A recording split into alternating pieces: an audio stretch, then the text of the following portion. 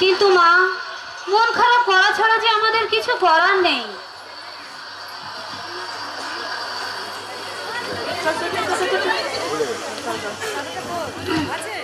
আচ্ছা, এটা কি সোনামণিদের বাড়ি?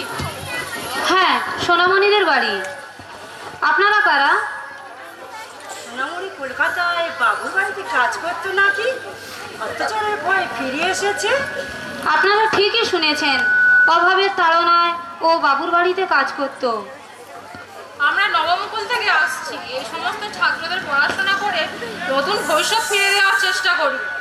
কিন্তু সোনামণি যে আজ ভোরে মুম্বাই ট্রেনে চলে গেছে। কার সাথে? ওই যে আমাদের গ্রামের রূপচাঁদ বিবি আছে, ওনার সাথে। দিদি কবে এলো? 2 দিন হলো। কি সর্বনাশ! ও তো মেয়ে পাচারকারী দালাল। ওরে সর্বনাশ, আমার কি হলো? মুম্বাই ট্রেন কটায় বলেছে? 10টায়। এখন তো সকাল 6টা বাজে, এখনো সময় আছে। চলুন আপনারা আমাদের সঙ্গে। চলো বাবা, চলো। টাকা, অনেক টাকা, লোভ, রক্ত আর জীবন্ত হবে না। যারাই গরিবে আগামী পৃথিবী, তারাই যদি চাইরে ঝরে নতুন বিশ্ব, নতুন আশা করবি, তাহলে রক্ত, রক্ত, লোভ, রক্ত।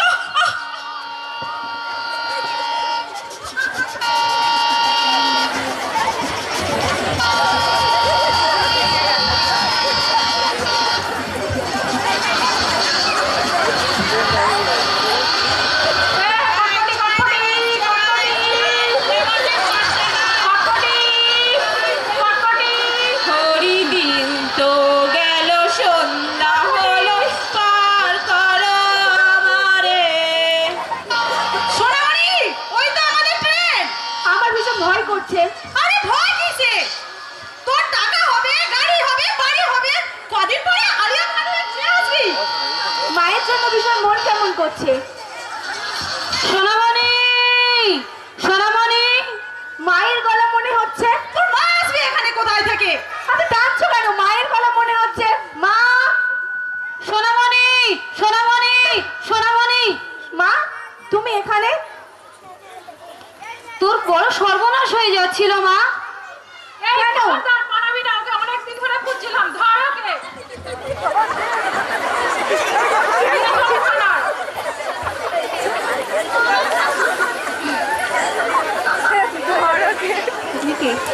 সোনামণি, তুমি কি পড়বে? কে পড়াবে? আমরা নবমুকুল থেকে তোমার পড়াশোনার সমস্ত ব্যবস্থা করে দেব।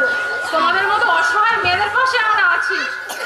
আমি আবার পড়বো, আবার স্কুলে যাব, গ্রামে থাকবো। জয় নবমুকুলের জয়, জয় নবমুকুলের জয়। আজ আমরা শপথ নিচ্ছি, শিশু শ্রমিক ও নারী পাচার এক সামাজিক ব্যাধি। তাই অন্ধকারের দরজা ভেঙে তাদের জীবনে নতুন সূর্য উঠবে। নারী পাচার সম্পর্কে আমরা সচেতন করে তুলব।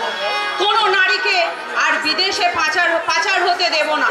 তাদের জীবনে নতুন সূর্য উঠবে, ফুল ফুটবে, তারা লেখাপড়া করবে, তারা স্কুলে যাবে, নতুন পৃথিবীর জন্ম নেবে। জয় জয় নবমুকুলের জয়, জয় নবমুকুলের